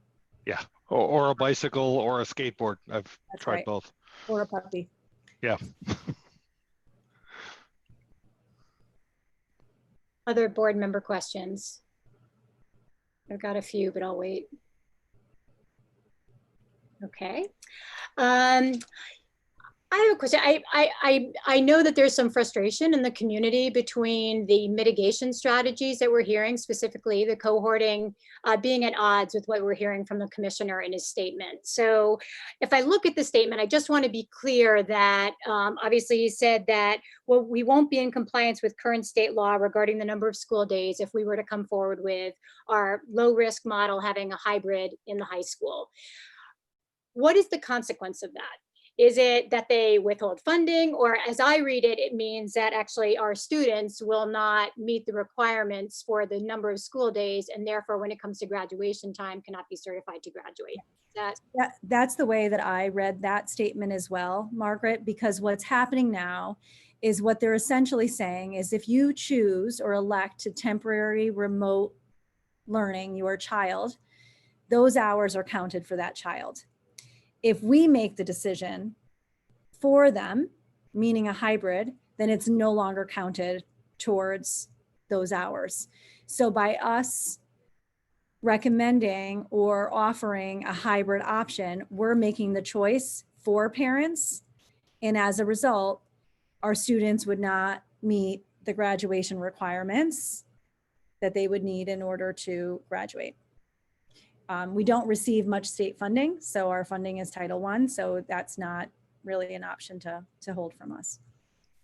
So do we have options at this point? I think I know I've seen from other board chairs around some advocacy trying to get the commissioner to rethink that stance. I believe some superintendents as well, but at this point we have to submit our plan as they've described with that, you know, with the 5-day in school. Yes, so within our plan, there is my letter that does indicate that this is not the recommendation that our steering committee has recommended for our high school. I think that that's very clear that we are not able to cohort in the way that we've been asked to cohort. And so as a result, given what we know and what we've been asked to do, we cannot do that with confidence. And so the State Department will receive a plan like they've asked us to submit with those 3 scenarios. First of all, having the low risk with students coming to school each and every school day, but they will also know that that is not the recommendation that the steering committee with their subcommittees would be making. And if I could just add on to that, Susie, adding to the cohorting piece and hybriding. And so, you know, a workaround that some people have talked about is changing class sizes, and the notion of changing class sizes as a way of getting around the hybrid piece. But what we talked about last week in the town hall is if we were to change the class sizes and reduce them to the point, we would have to find alternate spaces for kids to learn that are reliable spaces. We just got through talking about, you know, outdoor and the challenges there. And that's not just the only piece, the space. And then there's the teachers and the security and the technology and the health and medical. So by breaking up class sizes and having kids in person, you know, the logistics and the feasibility are not practical for us to replicate other school settings in spaces that we don't have in our school buildings, even if we were to repurpose every physical proximity that we have. And then also further, there are not enough spaces that we could try to work through with the town to consider how to do that and then get the infrastructure in place to replicate a school essentially. So I know that that's been a conversation around changing class size as a way to get around not being able to hybrid at the low risk model, but the replication of school essentially creating a double school essentially is just not feasible. Thank you. I had a question. It sounds like the movement between the different models happens district-wide. I didn't see or hear, I don't think there is a scenario where just one building would be closed perhaps because there was an outbreak in that building. Like our flu protocols, I think sometimes have that. Is there anything where it would just be one building? So the answer to that right now is we don't know. That would depend on what our local health director indicates to us in terms of next steps with any particular school and depending upon the situation. Thank you. Just 2 questions about the high school. One is, you know, actually not a question, it's more a comment, I guess. The block scheduling, I think was something that was already being considered potentially coming out of NEASC. I've heard it a couple of times over the past couple of years that the high school had been looking at it. So I just wanted to just make a comment that I don't think that that necessarily, while that may have precipitated the timing of introducing block scheduling at the high school, I don't necessarily want the public to think that we put it in place just because of having to model for this pandemic. It was something that we potentially would have been looked at anyway. I'll let Michael speak to that a little bit further because obviously he was a part of the NEASC process at the high school. But I would say that if we were to have implemented it, at least from the point of view, I'm going to imagine that Michael will agree, is that any type of implementation like that would have worked with the staff in a far more thoughtful and processed way to collect feedback and see how things would be working all along the way. In this circumstance, yes, our hand is, I think, forced to process it much quicker. A lot of the details with the block schedule haven't been sorted through. Dr. Greenwood has connected with some of his staff and is starting to think through all the details, but there's a lot that just needs to be collectively thought through with the staff, collecting their feedback, getting their ideas, et cetera. Michael, did I miss anything? No, you're exactly right. So the schedule that we are planning, yes, we've been discussing a block schedule, but the schedule that we're working on now is strictly an emergency schedule. So some of the suggestions that we're coming up with, the questions that we're asking staff members are all based around this being for a pandemic, not for the long haul. So I think the scheduling conversation will continue. And, you know, when we return back to normal times, you know, we'll discuss some of those details, but right now it's all about emergency planning. Great, thank you for that clarification. Just have two more questions. One is, and this is on the 50-page document, it was on page 19, and it had to do with the high school and cohorting.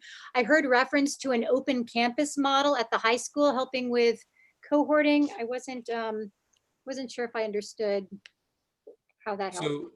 So currently the Board of Education policy allows for open campus for seniors only. Mhm.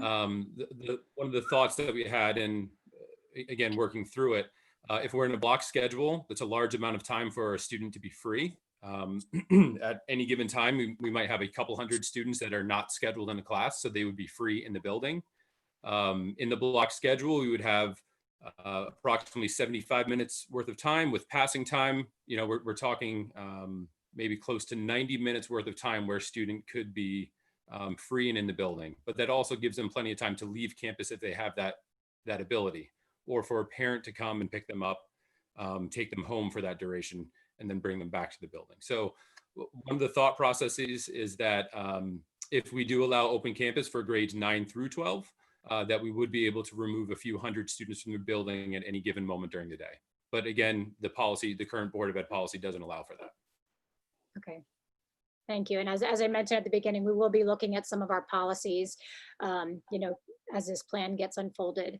The other thing we'll be looking at also is budget. And Dr. De Silva, I know you took us through some of what the unbudgeted expenditures could look like for reopening.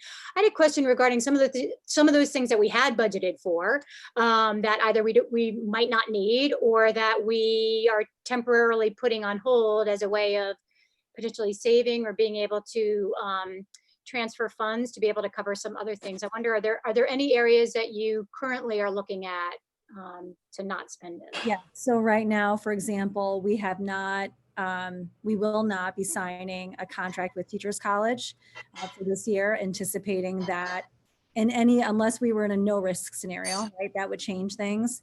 But in the low risk, the moderate risk, or the high risk, our priorities in terms of professional learning are incredibly different. Moreover, we're not sending faculty out of our buildings for reasons of health and safety, in addition to not having to add the concern around substitutes.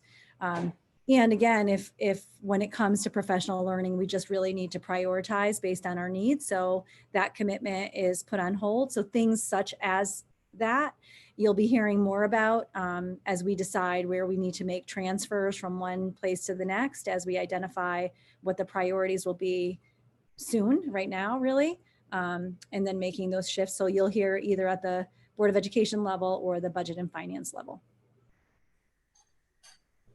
Great, thank you.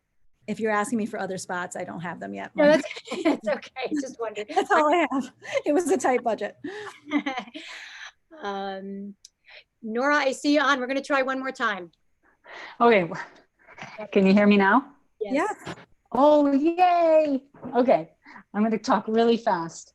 The first one, I'm going to start with the most important one. And that is, I'm wondering if we can suggest as a Board of Ed that we do not support a plan that includes 100% reopening, and that we instead provide Dr. De Silva with a letter stating that it's not possible for RHS specifically, and possibly the middle schools, to open safely at full capacity. Is that something, I know we're not doing a vote tonight, but is that something that we can do to support the reopening committee in their belief that especially RHS cannot meet the mandate for cohorting? Nora, I support that with middle school and high school as well. I don't know if that's feasible. And this is Liz. I don't agree with that at all. So I think we would have to discuss it and debate it.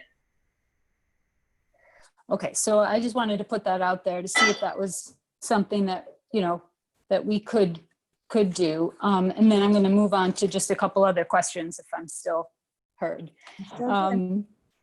Okay, one of them is regarding live streaming, and you answered a lot of the privacy questions. But I just wondered, on a day when a teacher is sick, will a sub be live streamed for those students opting for the temporary at-home learning?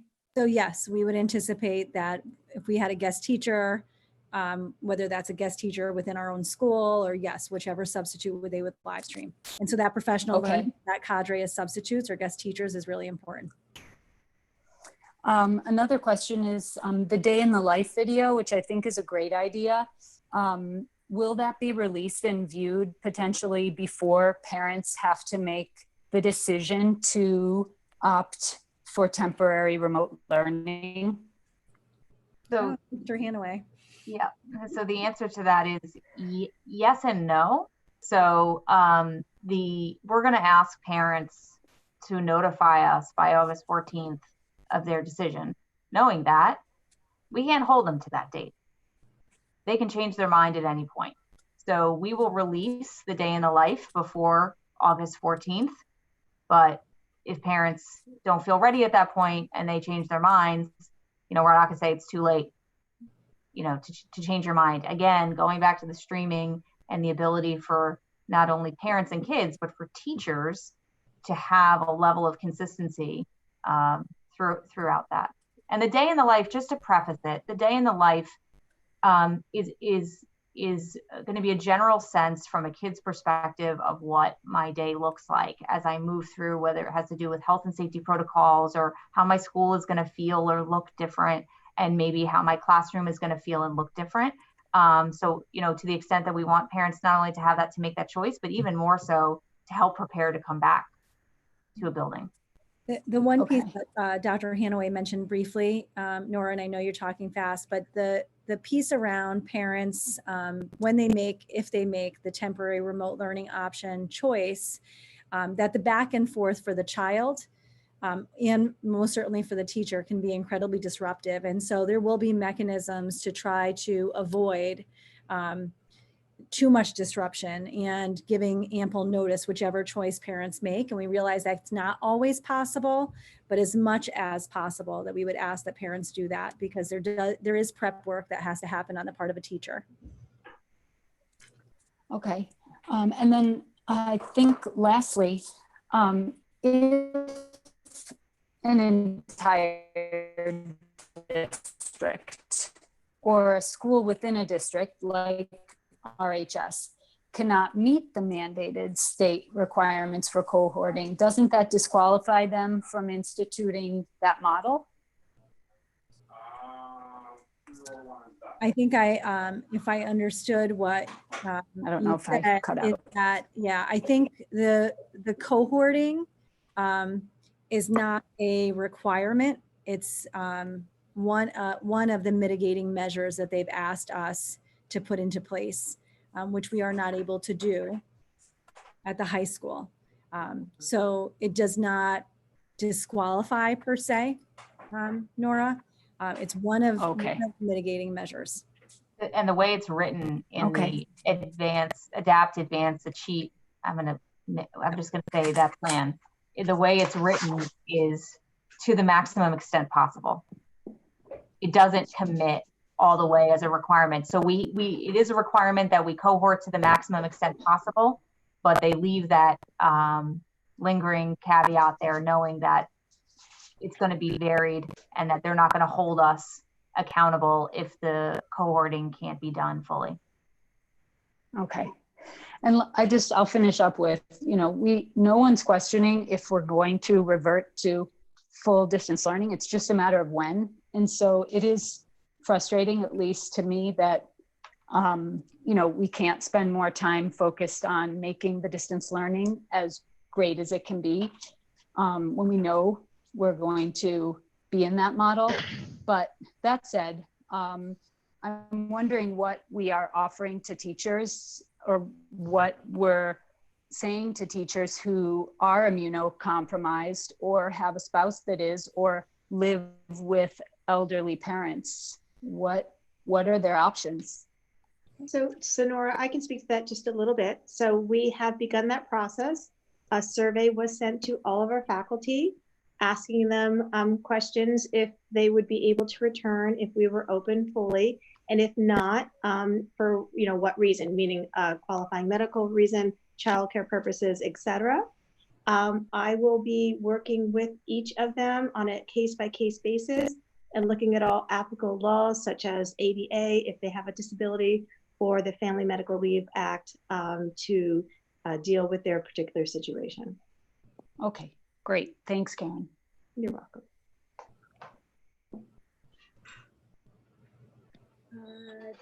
Nora, you're all set? Sean, go ahead. Just a couple of quick ones. One on masks. Are we expecting parents to provide those, or is the school providing them?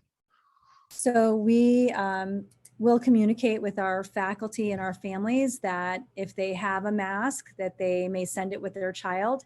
We are still preparing to have masks at school and be able to at least know that we're going to distribute a minimum of 1 per day, right? Some students may not need them, and some students may break 6 within a day. So that's what we're preparing for. It looks like for our summer school program, many of our children have come with their masks. And so I think that's just for younger children, they prefer it. But I imagine even those that have it will forget, like many of us do when we get to the grocery store and realize our mask's not in our car. Okay, and back to the live streaming distance learning. I understand cameras, teachers can broadcast out. How will students participate in that class? So we'll speak to that, and I'll speak to that in 2 parts. This is our plan right now, and we've been communicating with our union leadership as this was, in our opinion, the only viable alternative. We are looking at platforms and Google as it is right now, and the functions that we do have within Google to allow students to engage. There'll have to be some rules around that as well, right? Just like there are rules in the classroom, you raise your hand, the teacher circulates, but we would expect the children would engage just like they were a student in the classroom. They don't get to call out, they have to raise their hand. The teacher invites children to speak when it's an appropriate time to speak. So we would anticipate that there would be engagement. But we don't know what that engagement looks like. Is it a chat window? Is it a video? Is it, I'd imagine it's harder to bring somebody in by video if we don't have that capability in the classroom, right? So something we developed, if you don't mind me chiming in, is the ability for if I'm the teacher and how the classroom's set up, the webcam is on the teacher, we might have the student unmute to ask a question. And this is going to depend on the how many students are distant and how many are in the classroom. It might be a little bit weird if there's like 20 kids distant and like a few in the classroom, or vice versa. We have other options of plugins for Google Meet, like a nod function. We just have to make sure the teacher would know to keep an eye on that during the classroom if teachers, if students digitally are raising their hands. But it is something that we're building into the PD that we're developing for teachers. Wes, I presume we're trialing this, betaing this with subset of teachers. How's the uptake on it generally? The few people I've showed it to, we've done some beta testing. They see that it works. Yeah, it's hard to do it without having like real students. So a lot of the students we can get on the summertime are, they're easygoing and they're gonna do whatever we tell them to do. So, but until we get in a more larger test bed, but there is a practical way for the teachers to be able to interact with the students by using those measures.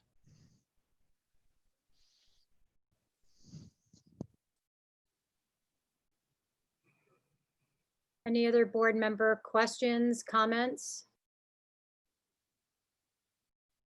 Karina? I'm just going to support both Nora's questions and her suggestion, and that I would support that as well. I just want to put that out there.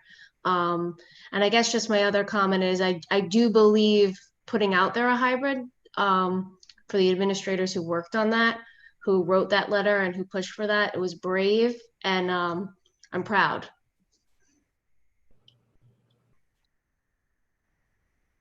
Thank you. I think because we don't have an action on the agenda this evening, we won't be able to take a board vote on that.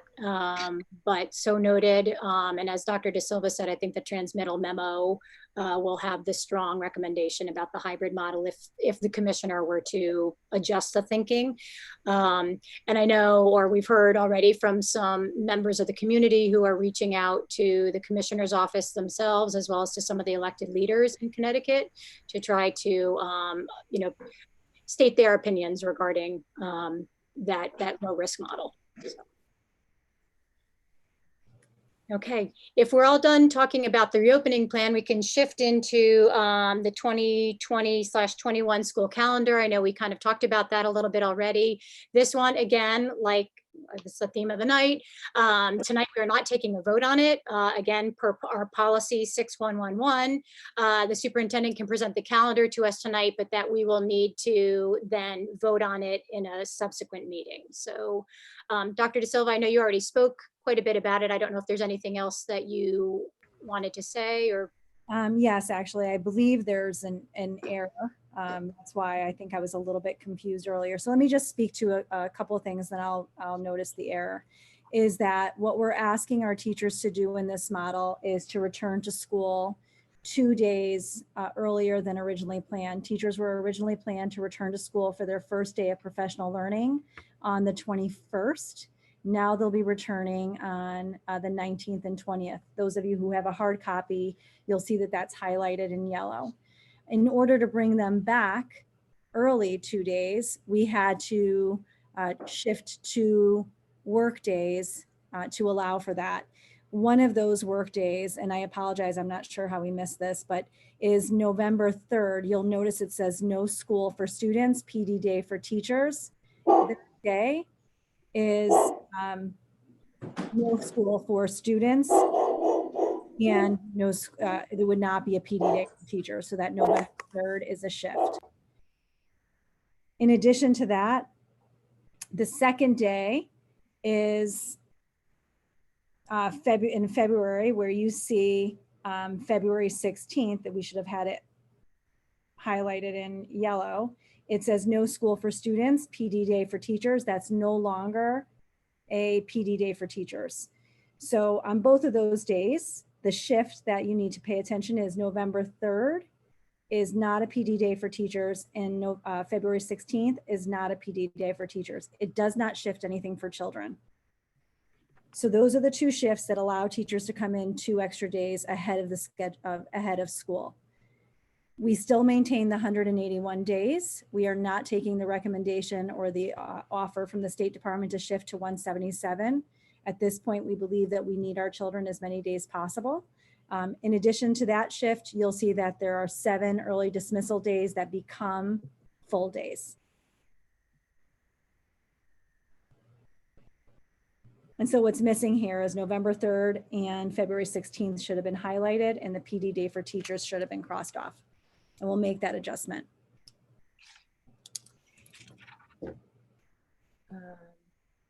Any questions or comments from board members? I know, as I said, we will have to vote on this at our next board meeting. We're obviously going to have to vote in enough time for this for them to have notice that that they would be coming in on the 19th as opposed to the 21st. So we will potentially do that on August 10th before our retreat. We'll have to talk about that and decide the date. Jonathan. So I know why we're getting rid of some of these early dismissal days.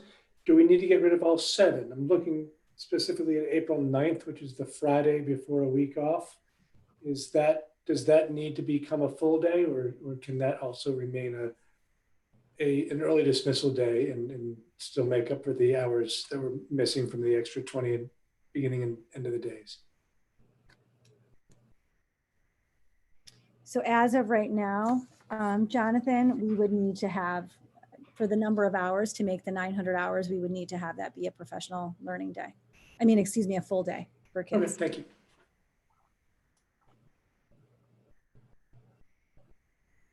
Other board member questions?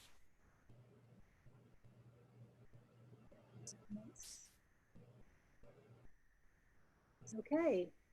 That being done, I think that concludes our agenda for this evening. Do I have a motion to adjourn? Anyone? Kathleen, do I have a second? Karina? Okay, all those in favor, please raise your hand. All right, thank you. The meeting is adjourned. Thank you very much for all the work. Thank you.